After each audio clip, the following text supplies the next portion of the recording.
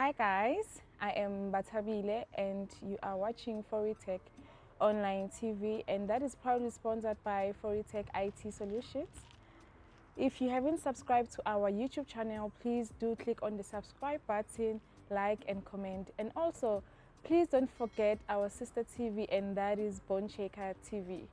Right now, I am with Efia Adakwa, my co-host. Hi guys. And we are about to update you guys on the latest news that has been happening in KwaZulu-Natal.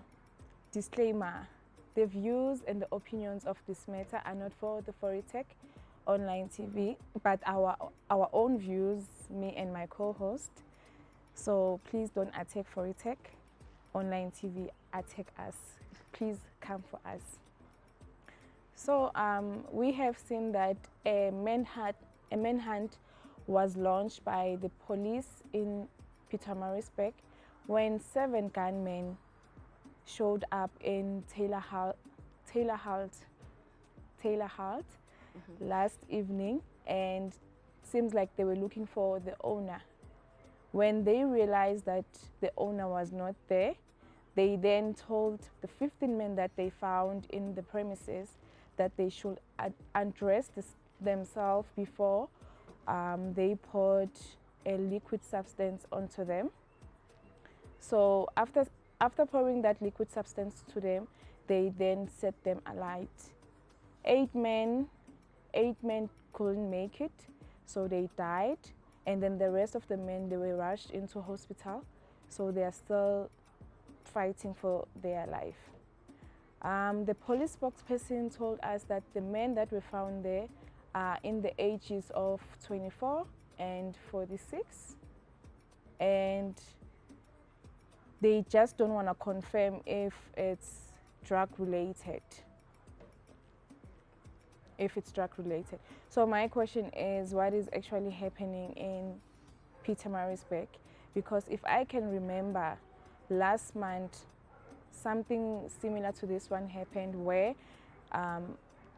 men appeared in someone's premises. They then found 10 family members, 7 women and 3 men were killed.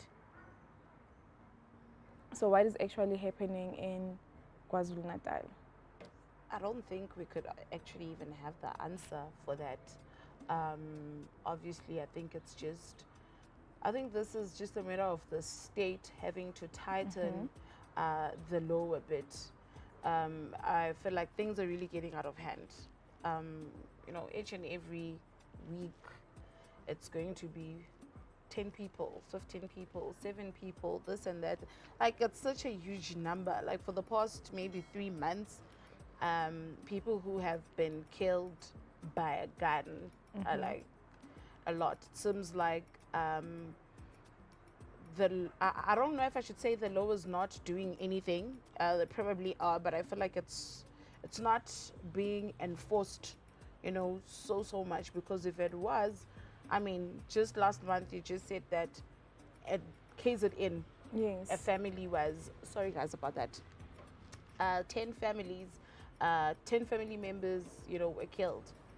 It's not even up to a month yet. And another incident at the same, not same surroundings area, but still in the same province in KZN. Pietermaritzburg. Yeah, in KZN. Because even the last Pietermaritzburg.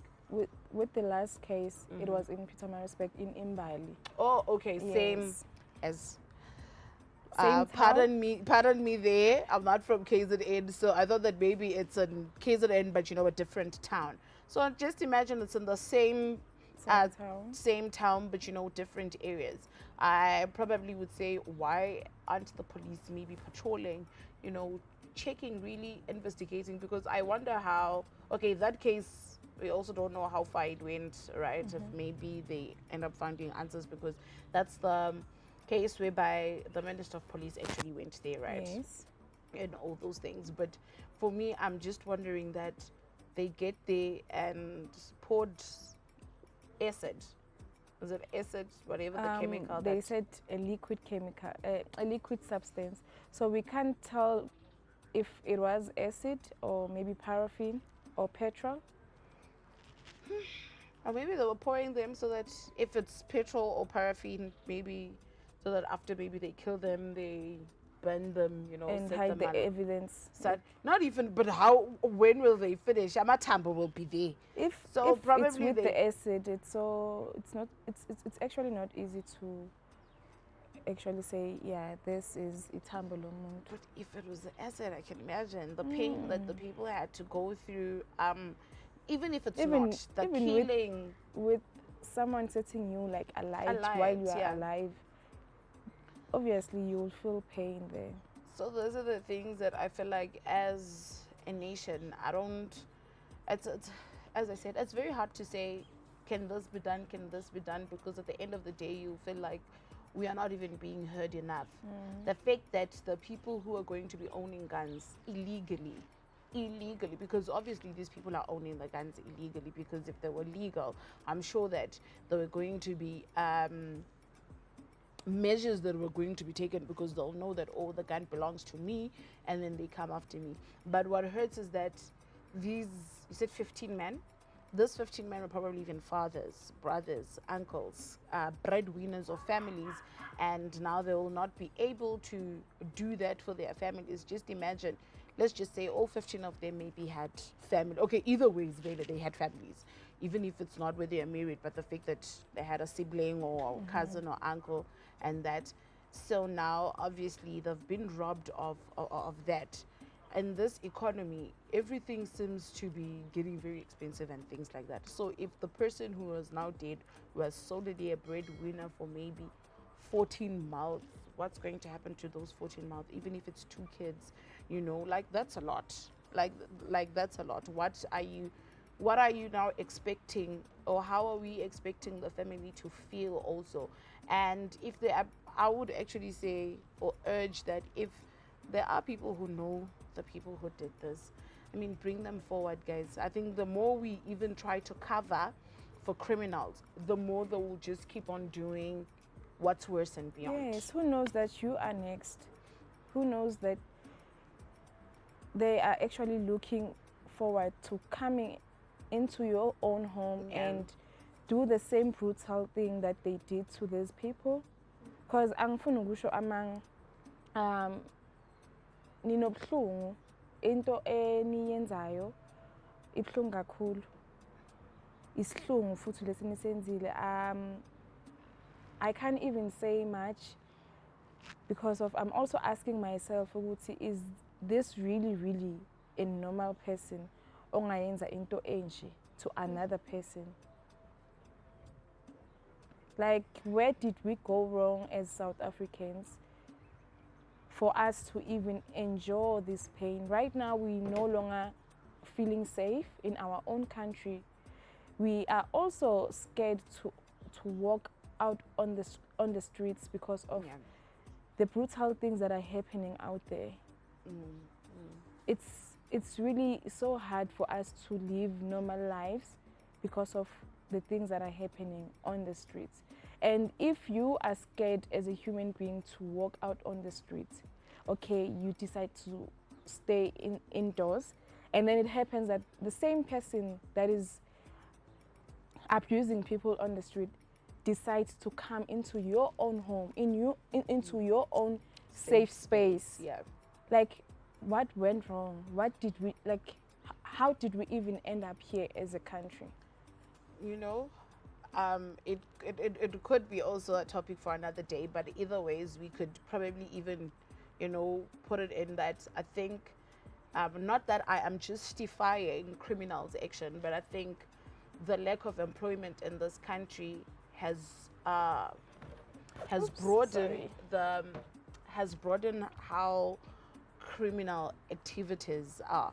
Like, B has mentioned that we are even scared of our own selves. Like, when you say our own selves, not that I'm scared of myself, like scared of another fellow human being. As I'm walking to the shop, you keep on looking, who's following you, who's in front of you, who's, next to you, because of, you don't know what might happen. I was even watching a video of how they manage to rob you in towns that these guys will throw something. If you're going to try to pick it up, then they pickpocket you and all the, usually in the CBDs, it's very, very common. So just imagine that some people wake up in the morning, take, when they have to go to work, they have to pass through those places. You're not even feeling safe. At times, kids are even now scared that if mom or dad leave, they might not come back. You know, just imagine a child now having to think of that yo, oh mama, it's 6 p.m. Mom is still not back. Or at times, oh mama, if mama we're late, now the whole family has to go and wait for oh mama, you know, by the corner. And now it's winter, guys, it's cold, because what's going to happen, we don't know. If she's going to be killed for a phone, you know, others are killed for the wigs that will be wearing, you know, stabbed and all those things. Like as she mentioned, that you now don't even know where is it that it is safe. You even go to malls, you know, these people will still be there. I mean, there have been incidents whereby the thugs or thieves or hijackers will be there with guns and malls, you know. So now just imagine anywhere where you're going, anywhere where you're going. I really wish not only KZN but South Africa as a whole would be that safe place that it used to be a long time ago. Yes, we know that, you know, in some places they do have community watchers and all those things, and you hear that, you know, the criminals have reduced. Like yesterday, even Uber driver was telling me that his hands are painful because one guy was trying to steal his car in his yard. You know, so luckily they saw him and they had to swim that, yeah, Makelwane, you know, and they had to flog him. And I was like, yo, in this cold, they flogged him. And, you know, apparently he had broken limbs. And just imagine, and now they've done that. Will you ever be the same now?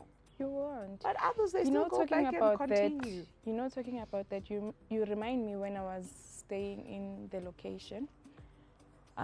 We used to have a group of people, besibabiza ngamapatrola, but in a Lokshin way, we will say amaqublekas. So what they used to do, they will patrol a section, the whole of our section. Okay. And remember, high employment rate is too high.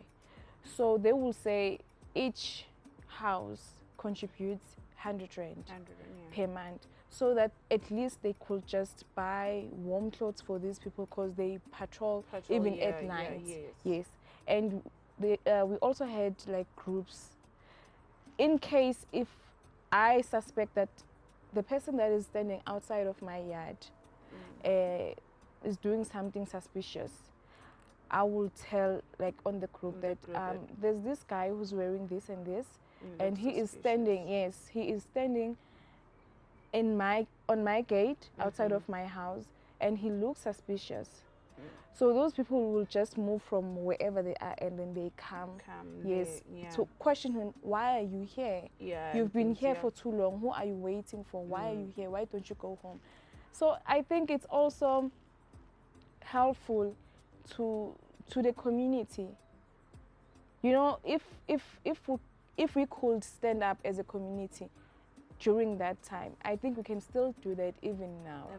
Like, I mean, I know cost of living is so high, but paying 100 rand for your own safety is something, because not everyone can afford ADT. Especially in the locations. And I will also urge the government to at least meet these people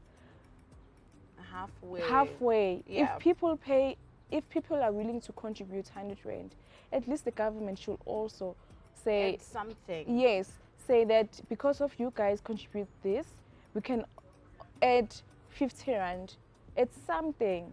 It's something, just to promote like security. Security. And I also think maybe the least that they could do, this thing that you're telling me now, I know of a friend who also stays in a location, like literally that's what they do. And she'd even say, even if it's raining, you know, they will, you know, those men will be there with their jackets. They do the contribution thing, and they've seen that the robbery, housebreaking really decreased. Probably even if the government would just make a small linyana, I don't shack, where now it's winter, you sponsor with cold, sponsor with boots, torches, because pela load shedding kalo. And even Torches. impempe, I don't know what is impempe. Whistle, Yes.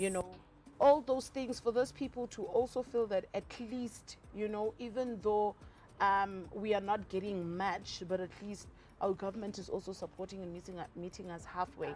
And what I'd also say is that even those communities that have those kind of people, we really need to appreciate them. Even if siyahlangana, make tea for them. It's cold these days.